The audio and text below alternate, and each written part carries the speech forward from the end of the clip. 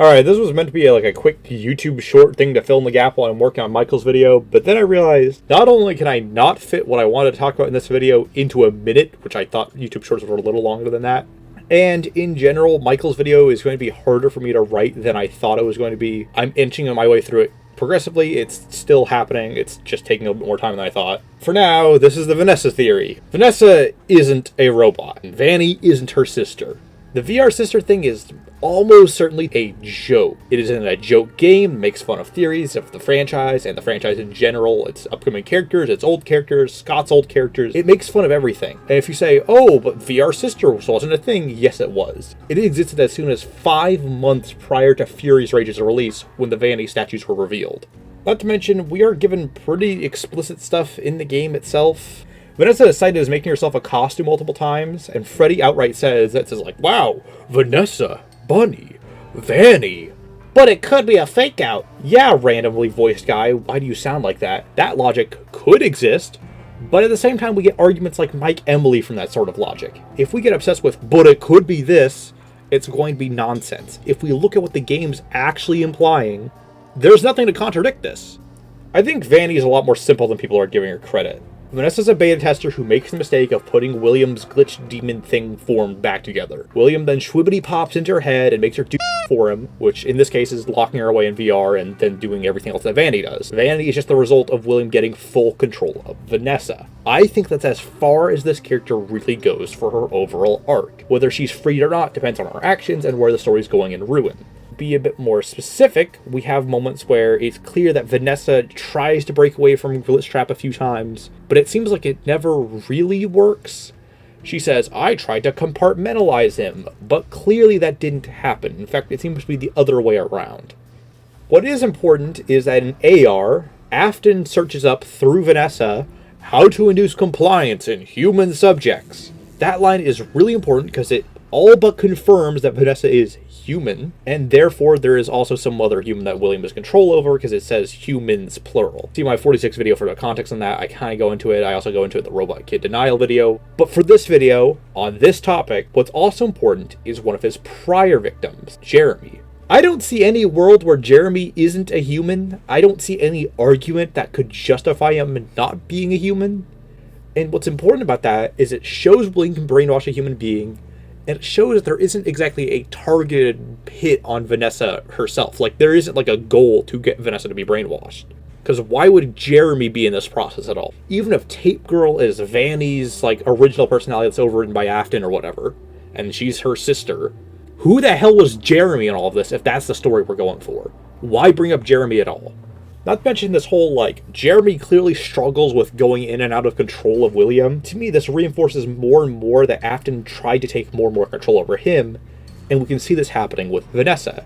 After all, she is a person. They are people. They are all humans. They can't just be controlled like William can do with the animatronics. To me, this is seemingly why Vanessa is in therapy. One of the early therapists mentions that 46's family was a tragedy, but seemingly later it's revealed that 46 was lying, or that their records were being manipulated or something. I kind of do want to say that their official records are manipulated based on how some of them talk about it, but it's kind of hard to tell whether 46 just made everything up and they would just believe them or not. The point is, these therapists aren't working off of fully reliable information here. So when they say something, it's hard to tell if they even know what they're talking about. Why this is important is because I think these therapists are using these sessions unintentionally. I don't think they know what they're being told to do or doing.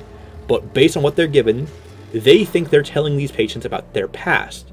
But in the case of Vanessa and 46, they are telling them a fake past, overwriting who they really are, with whatever Afton and whoever's in charge of Fazbear's wants them to be. And I think we can see this most clearly in Vanessa's tapes, where she's being told her dad was named Bill and that she swung the court case for custody in his favor by presumably lying or exaggerating things. She did what her dad, Bill, told her to do. Her life is being overwritten with Elizabeth's, but not that it is Elizabeth's.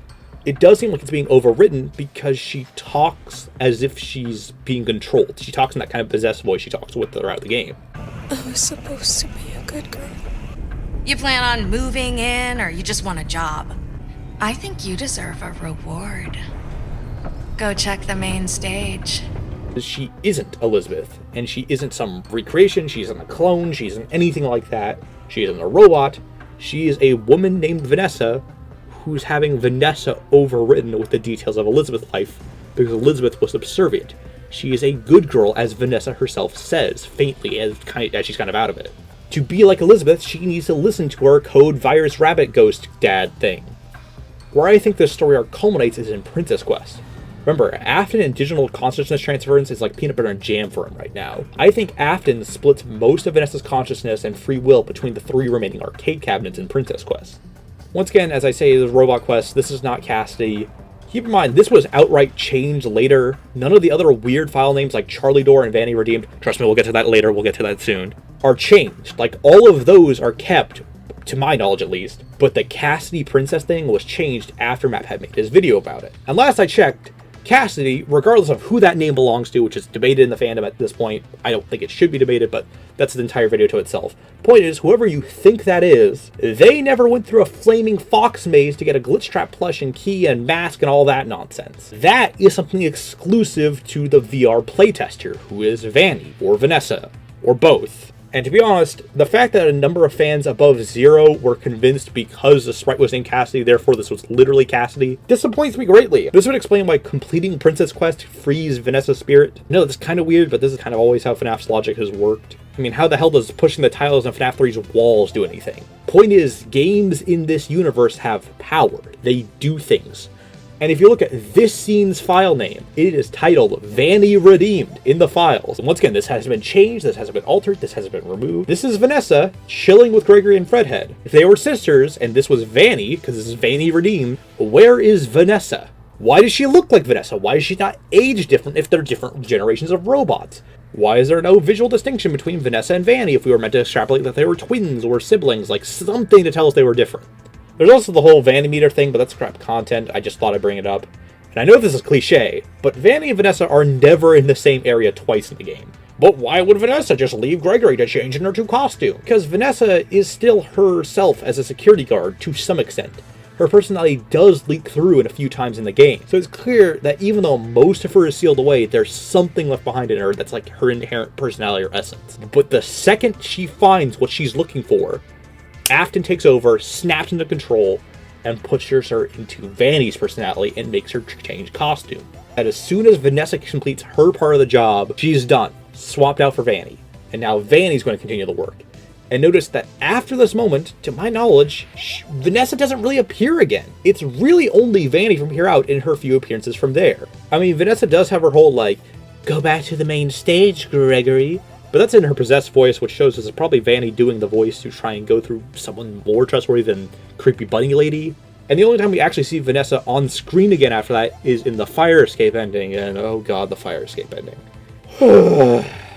Yeah, I know people really want to try and argue that this is proof they're separate people. The issue is, this physically makes no sense for Vanessa to be here. I know I have seen this stuff argued before, but I never feel like it's argued properly to me. Vanessa is still locked away in Princess Quest. We haven't freed her in this instance. So this is your punishment for it. Vanessa looks on as her dead body lays in front of her as she can't leave the Pizzaplex where her soul is left behind in the arcade cabinet. She can't leave. That's why she can't just walk down the fire escape that Gregory just walked down in the same cutscene. She is left to die in the fire forever. You stopped Afton, you stopped Vanny, but you didn't save her, you didn't save Freddy. You just walked free without anyone being helped. It is your reminder that there is stuff left in the game to go back to. Plus there's still 46 around, so unless 46 is in the building, that's completely arbitrary or unknown. It's a lot like in Undertale when Flowey shows up and is like, wow, you didn't save my goat ass, go back! I hope I don't sound too worked up over this. I'm just very frustrated with the whole VR sister things in general.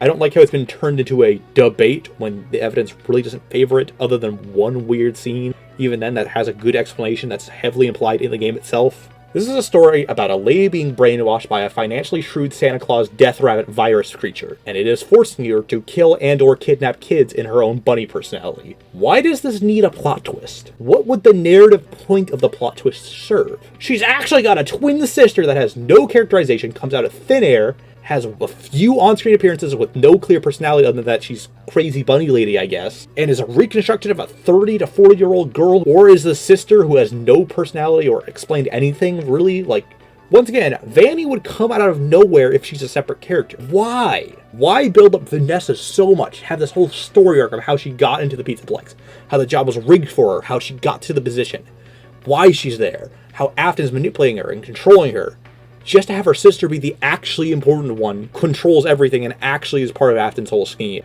And I guess gets all relevant lore and all that, despite the fact that she has no personality or build-up or explanation of how she got there. Alternative is, she's Elizabeth, 30 to 40 years later as a robot, despite the fact that this creature exists. I don't know who this character is if it's not Elizabeth. I mean, this is all so convoluted and has so many plot holes as opposed to it's one character going through this arc. Occam's razor! Okay, I need to calm down. If the entire point of the prior game is how your mind is being overridden by this evil code monster, why would the next game out of nowhere reveal that she has a surprise sister who does all this stuff, and or she's a robot? What was the entire point of the digital consciousness thing? Not to mention, this kind of ruins both of their characters for me, because it's just like, oh, this one's crazy, and this one actually does her work, I guess. That's their characters. They're both controlled by Afton for some reason. I don't know why he didn't just need one of them. And as I kind of went into before, but I really want to restate this, this is like dumb luck of Afton meeting Vanessa in this context. Like, why go through the whole VR thing if this is like a premeditated, planned out thing? Why wouldn't the CEO of New Fazbear's, or whoever's in charge of New Fazbear's, whoever's rigging this all to happen, because someone high up in Fazbear's is rigging this to happen. That doesn't mean it's Elizabeth, but someone's doing something here. Why go through this effort to get beta testers to be absorbed by the glitch-out virus? Why not track down the specific people if your purpose is to rope them in? And if they are Elizabeth as robots, or whatever, why not go to them specifically? Why not just cut out the middleman? Why not cut out the VR game and just brainwash them? I mean, the VR sister theory is a little bit better off from this, but like, why were they in separate companies if this is Tape Girl and Vanessa as the two different halves? If that's what we're building towards, why did they work in separate companies? There are so many questions that leave so ridiculously open that don't need to be there. Either this is an atomic meltdown of bad writing, or an atomic meltdown of bad reading on the community's part. To be honest, I think we can do better than this theory. I know I was potentially more aggressive in this theory than I really meant to. Really like the sister theory, good on you. But I think this is one of the theories that's better off being an AU or a headcanon, rather than trying to actually argue that it's canon and focusing on confirmation bias and trying to shove it down the throats of the rest of the community, which is how it comes off sometimes in some of the community circles. That applies to a lot of theories, but this is like the most major recent one I've noticed in terms of security breach theories. I hope people don't try to link this to like FNAF theories about the VR sisters. This theory has been around since the Funko statue reveal, and that's more I want to focus on and talk about. It almost feels like people clung on to that like concept that, oh, maybe they're two separate people because they were on the same statue, which I think is just showing the two different designs she has. I want this to be a quick little video I can get out there while I'm working on Michael's video. I'm going to go work on that now right as soon as I'm done with this one. Bye!